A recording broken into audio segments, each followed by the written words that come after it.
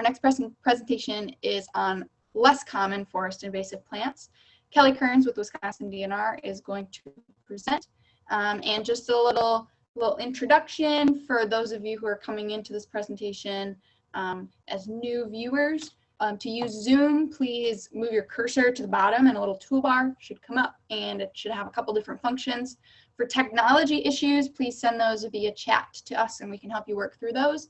And if you have questions to presenters during presentation, it works best if you send those via the Q&A function.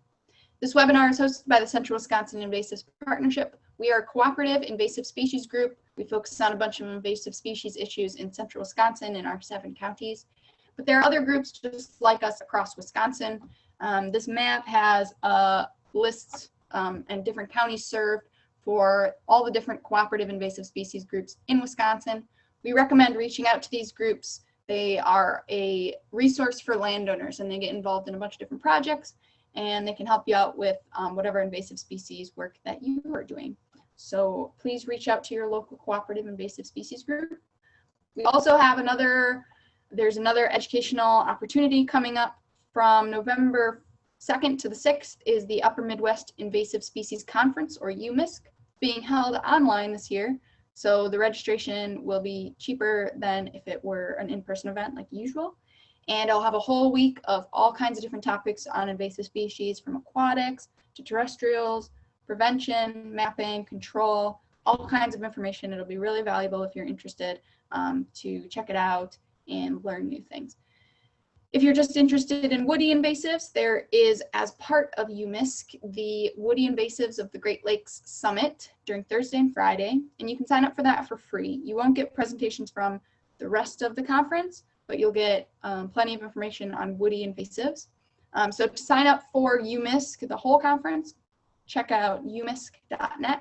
And if you're just interested in the Woody Invasive Summit, you can learn more about that at woodyinvasives.org. So we'll get right into our next presentation. Less common forest invasive species.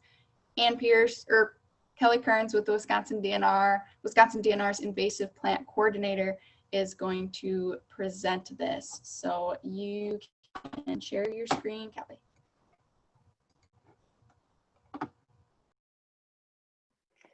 So hello, this is Kelly Kearns, and I'm hoping people can see my screen. So Asa, can you verify that for me? Yep, we can see your screen and we can hear you good. Great. Okay. So I am going to be talking today about the less common forest invasive plants, and the ones I'm going to be speaking about are there on the screen. And so we're going to focus a little bit about each of them and go into why these are problematic species and identification of these species specifically. And as Anne mentioned earlier, most of you were on the line when she was talking. She showed that invasion curve, and that invasion curve shows that if you can identify things early on and catch it early on, then you can really save yourself and everybody else around you a whole lot of work. So an example is going to be this first one that we're going to talk about, the Japanese hedge-parsley. Pretty distinctive, easy to identify. And if you're keeping your eyes open for it, then it's probably going to come in first on your roadside, or maybe in your driveway, or maybe it came in when you visited a park and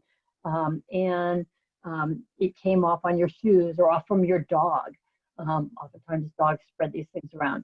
So once you identify it and catch it early, you can stop it from actually starting a new population in your property.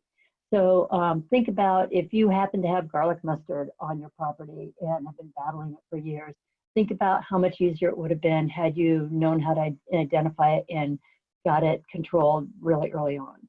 So we highly recommend that you get to know some of the invasive plants in your area, and using those tools that Anne just talked about, like the list tip viewer, will really help you to do that. Lots of resources on those pages that Isa's been showing, and she'll show those again.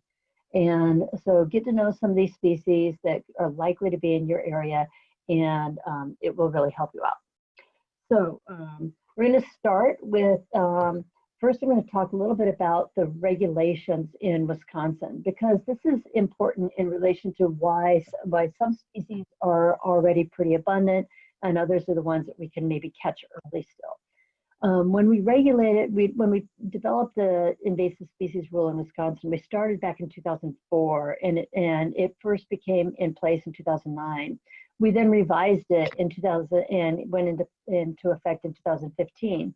But so everything that's in place right now is based on 2015 records, and we'll look at that on the distribution maps in a moment. But there's two different categories of regulated species. There's restricted, which are the ones that are already established in the state. These are the ones that Asa mentioned: the garlic mustards, bush honeysuckle, Japanese barberry, buckthorns. So these are species that you're not allowed to buy them, sell them, move them around, with some exemptions. But control is recommended, but it's not required, because as many of you know, controlling these things is not easy. And you're certainly not, we want people to do what they can, but we don't want to have to make people have to sell their property because they can't control their species. How the prohibited category is very different. These are the ones that are either not yet known in the state at all, or they're only in a few locations. And so these are ones that we think are going to be a real problem when they show up here. And so the same categories apply. You can't buy, sell, plant, transport, and you also can't possess. And so if you happen to be the first person in the state that finds kudzu on your property, we will work with you to try to eliminate that kudzu from the property so it doesn't spread to anyone else's property.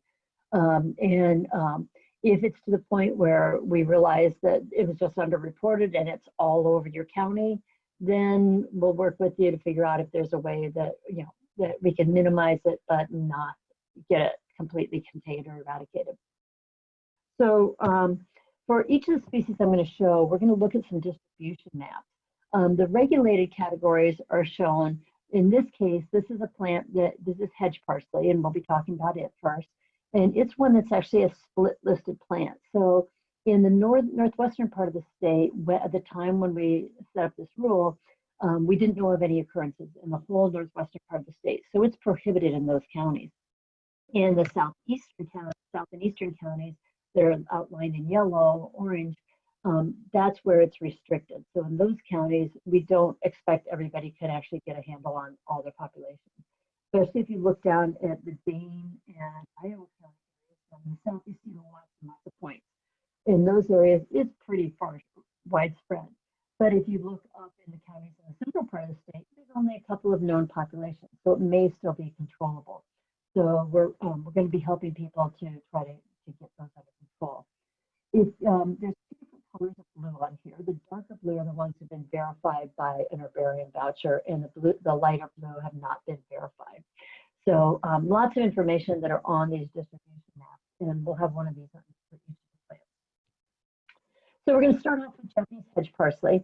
This is one of many of the plants that we call weedy white umbels. And an umbel is a flower structure that looks like an umbrella. And if you look at this flower in the center, you see that it's like small umbrellas that make up a larger umbrella. And we have many species in this group. Many of you are familiar with wild parsnip or Queen Anne's lace. Those are umbels. For some reason, a lot of these white umbel flowers are very weedy. And we've got a number of them that have come into the state in recent years. And but the one that seems to be the most problematic in forest is the Japanese hedge parsley. This is either an annual or biennial, depending on situation. And you can see that it's in a rosette stage in the picture on the left. It's kind of overwintering stage. That'll start growing really early in the spring. This plant actually blooms fairly late in the season, like in August. And so it's one that's fairly distinctive because you can find it fairly late.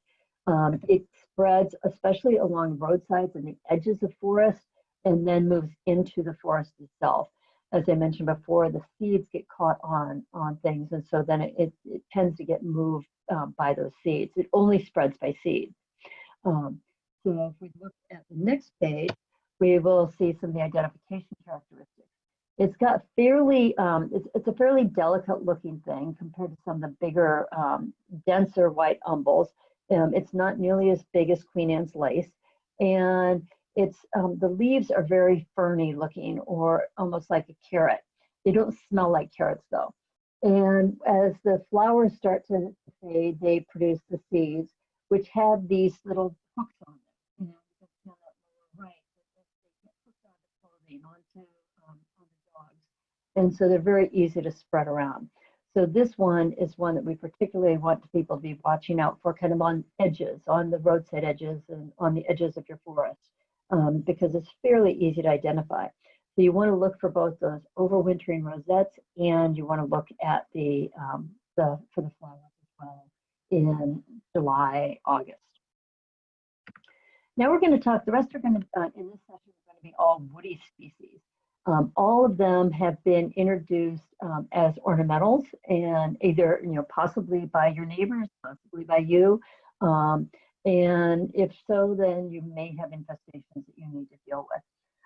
This one, the Oriental Bittersweet, is a one invasive vine that's pretty widespread around the state.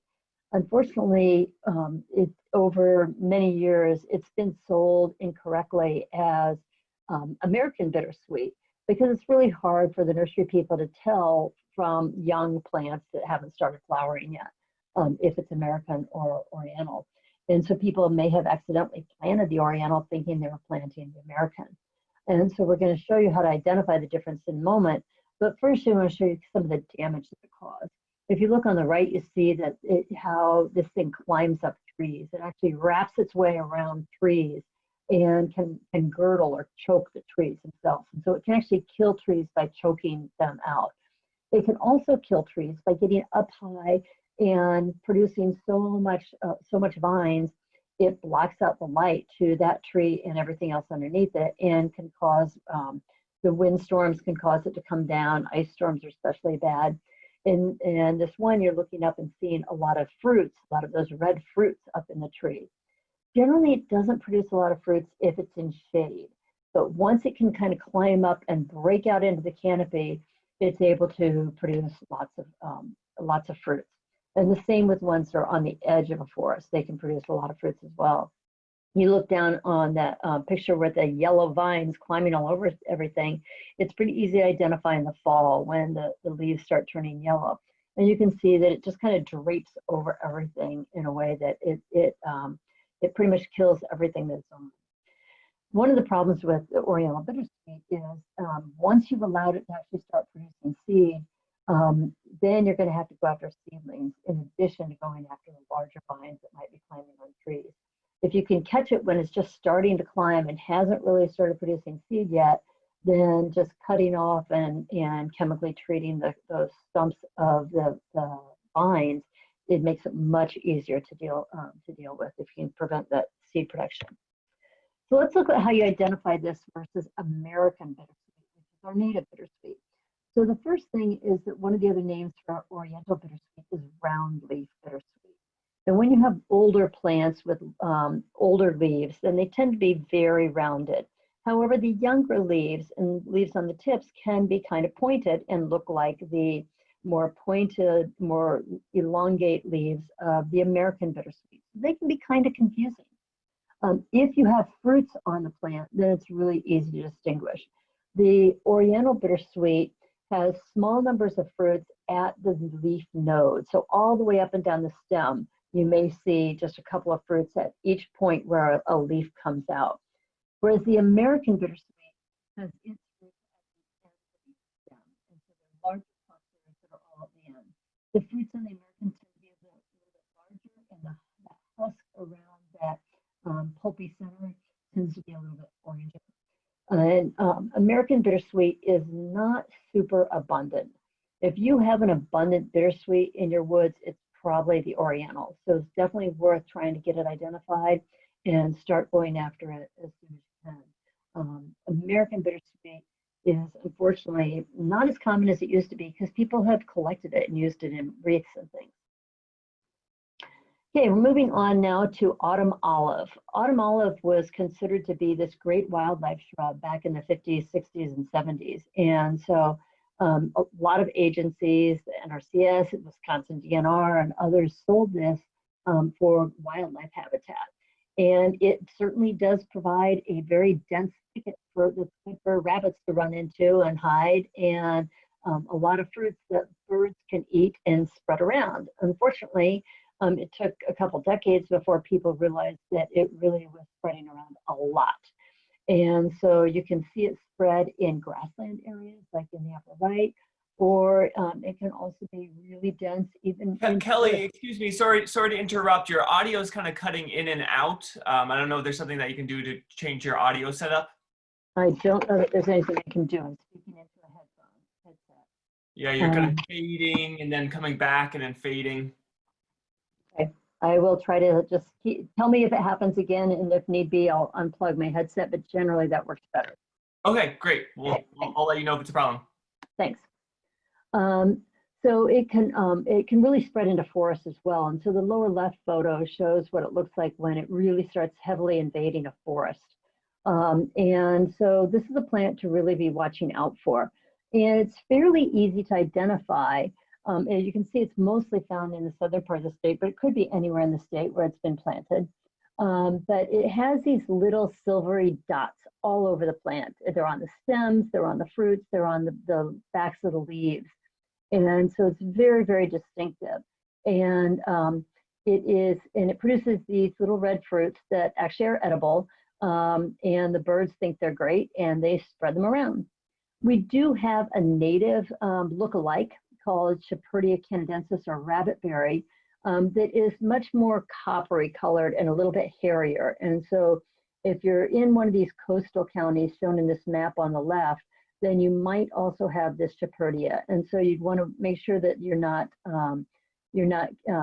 killing the native one instead of the autumn olive. Okay, now we're going to move on to winged burning bush.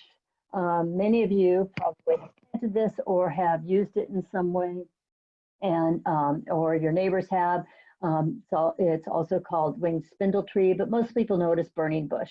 It has this beautiful red foliage in the fall, and it's been planted for a really long time, super common landscape plant, and it can really spread. We don't know which of the many cultivars are actually spreading, and so some of them still are able to be sold, but people are working on that. There's researchers that are trying to figure out which cultivars are actually the ones that cause the problem. You can see in the pictures on the right, how it can really get into a forested area and spread. Really easiest to identify it in the fall when it's turned red. And unfortunately, it's probably a lot more abundant on the landscape than we thought. In looking at it closer up, you can see that it has the smaller opposite leaves that are on each longer stem. And the little flowers are pretty indistinctive, so you're not probably going to notice it when it's in flower. The thing that's most distinct about this plant is those woody wings on the stems. They are very distinctive, and one of the reasons why people like it. You may or may not have a lot of fruit on it. The ones that produce a lot of fruit, of course, are the ones that are causing the problems by it moving into the woods, generally being spread by birds. Josh, how am I doing on sound?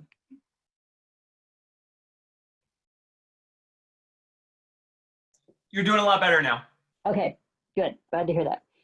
Okay, so we will, and I do want to point out that if you can, I'm going to answer questions at the end because I can't see the questions as they're coming up right now. So if you do want to ask questions in the question box, then Aza and Ann will probably be able to help you out with answering some of those in the question box, then we'll go to it at the end. Another one that is very beautiful in the fall that has been planted pretty commonly for a long time is Amur Maple. And if you look at the pictures of these leaves, you probably recognize this. It's been planted a lot like under power lines, along sidewalks, in urban areas. And it produces these seeds that are helicopters or samaras like all the other maples. And so they don't go a far distance, but they do create a colony of seedlings underneath them. And so you can see like this dense stand of seedlings in the middle there. and then on the left where it forms this dense stand of small saplings. And so then these colonies just keep growing as the plants mature and drop their seeds, and you keep getting more and more of them. They can form very, very dense stands, and these are fairly small trees, and so they don't get up into the canopy, but they certainly can spread both in open areas, on edges, and into the forest as well.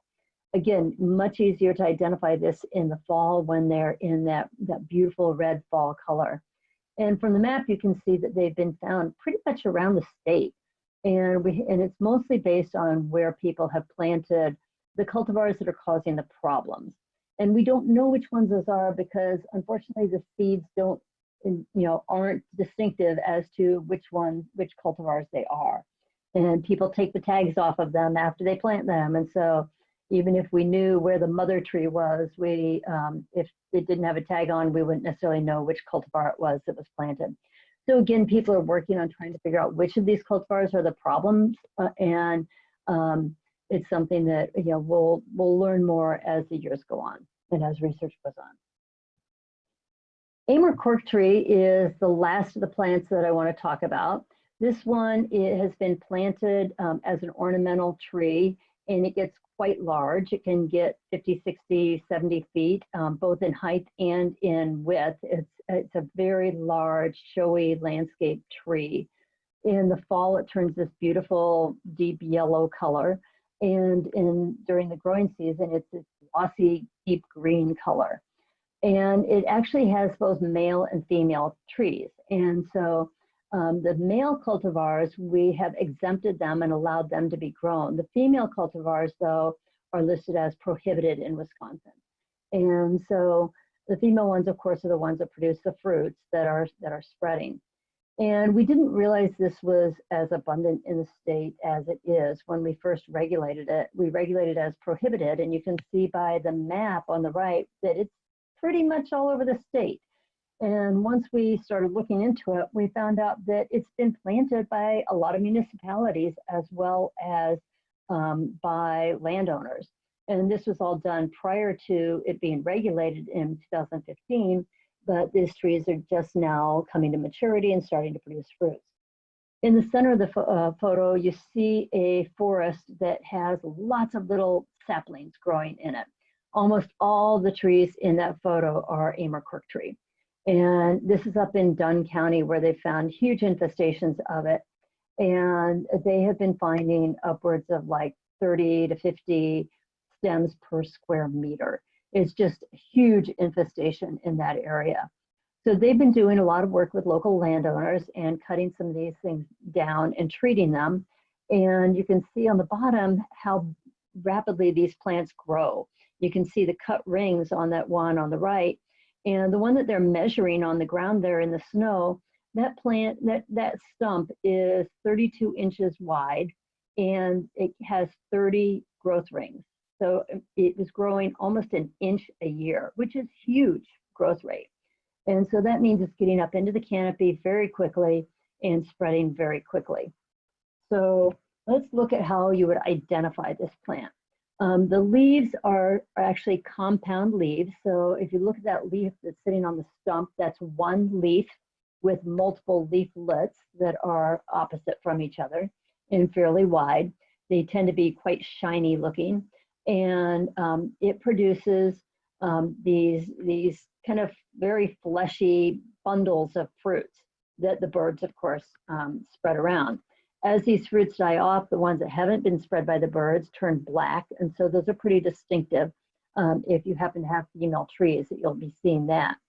The bark itself becomes fairly corky very early on. The younger trees have very light brown bark, but once it gets older, then you get this very thick corky bark, and you can do an absolute definite ID on it by cutting into the bark and looking for that yellow inner bark. Very, very distinctive yellow inner bark. So this plant is really problematic for the folks that have it really spreading in their area. One of the other interesting things about this plant is that there are these male cultivars that aren't supposed to produce fruits. down at the Morton Arboretum in Northern Illinois, when they realized that this was a problem, they took down all their female trees. And then a few years later, they found that some of their supposedly male trees started producing fruit. This is apparently something that plants can do. They can switch gender. And so at least some plants can. And so this is something we're going to be looking at with this cork tree, and possibly looking to see, you know, should we not even allow the male plants to be planted? We're not talking a lot about control here, but one of the things that is important to know with almost all of these woody species is if you just cut them back, they will resprout. Almost any invasive woody species will resprout, whether it's at the base of the trunk or whether it's further away, like the black locust that Asa talked about. And so in order to prevent that resprouting, you really need to use an herbicide on that cut stump when you're doing that cutting. And if you use a dye like in this one, it's a lot easier to see where you put that herbicide. So with that, I am going to go into the questions and see if there's anything that hasn't been answered. Let's see. So I'm going to stop sharing here. Kelly, do you want me to read them to you? No, I'm in it now, so we're good. So it looks like there's only a couple that haven't been answered yet.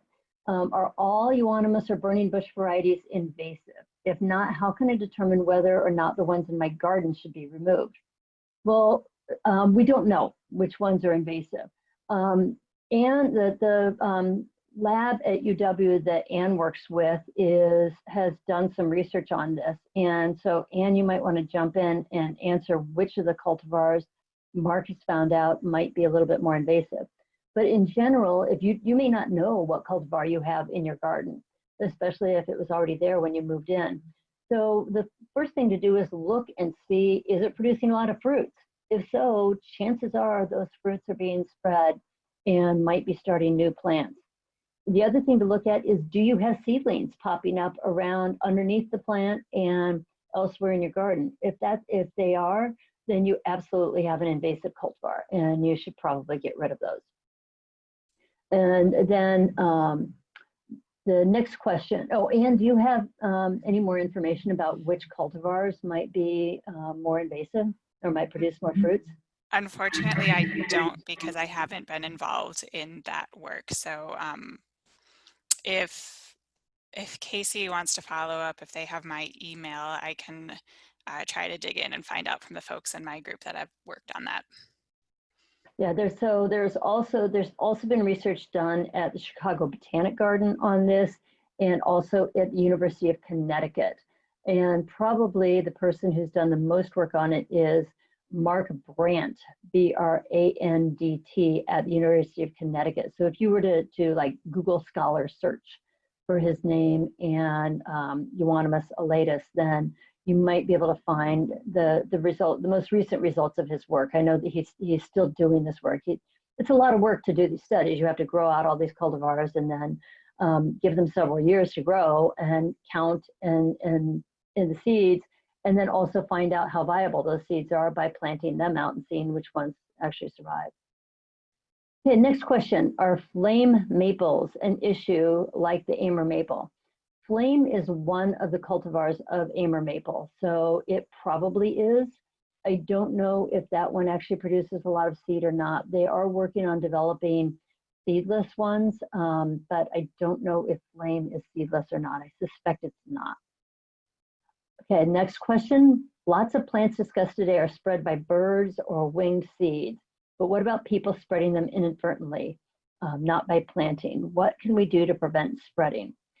Well, certainly being careful about when you're mowing and about moving things around accidentally is important. Mowing is always going to be best if you do it usually like right at the early flowering stages, because the plant has already put up its flowering shoots, and so it's got all of its energy up in the top, and you're getting it mowed and cut back before it's produced a lot of seed. So for plants like wild parsnip and other things like that, you want to do that during that fairly early mowing stage or early blooming stage.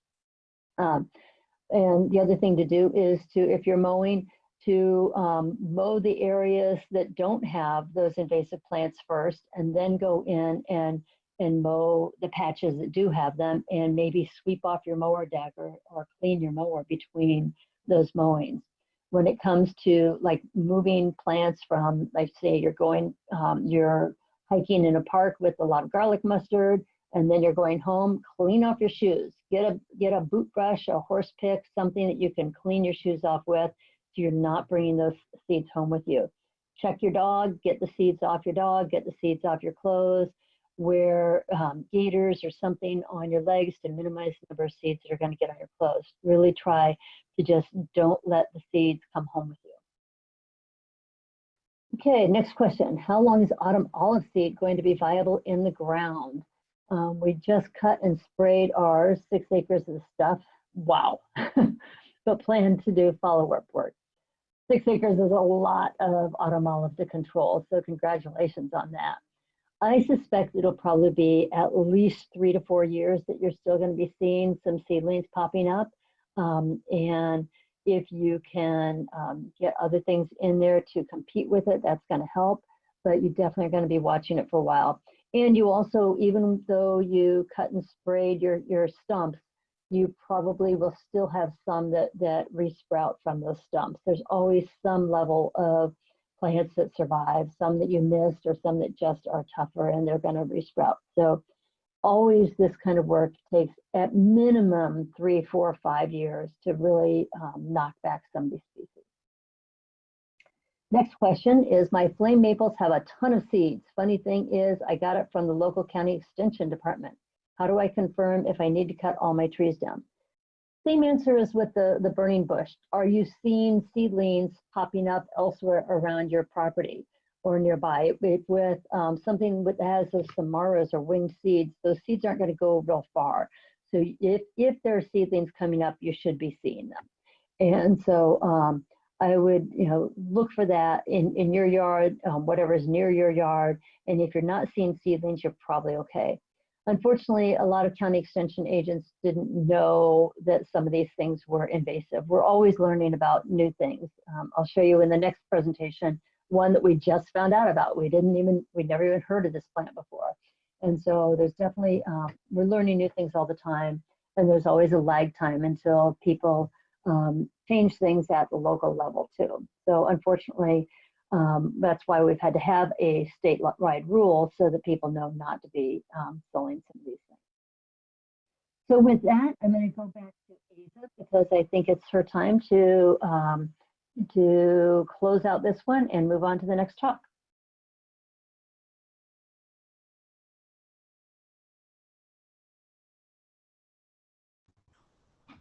Thank you, Kelly, for your great presentation on the less common forest invasive plants. I have put our little outro slide back up on here. So this slide has resources for anybody interested in learning more, resources from the Wisconsin DNR, from the Midwest Invasive Plant Network, or MIPN. The second bullet, that's a really good place to look for control information because we're not really talking about control today, and everything is so species specific.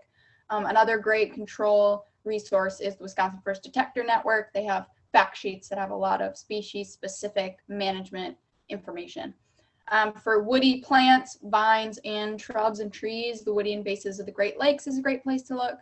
And on the CWIP website, which is my group, the Central Wisconsin Invasives Partnership, we are making fact sheets for all of the species that are covered in the webinar today, and we'll be loading those fact sheets in the coming weeks. So if you're interested in that, please check back on the CWIP website as we upload these fact sheets for each of these species.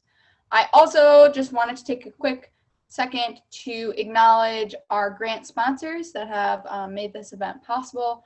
We receive funds from the Wisconsin DNR Private Forest Grant Program and from the U.S. Forest Service Great Lakes Restoration Initiative Program.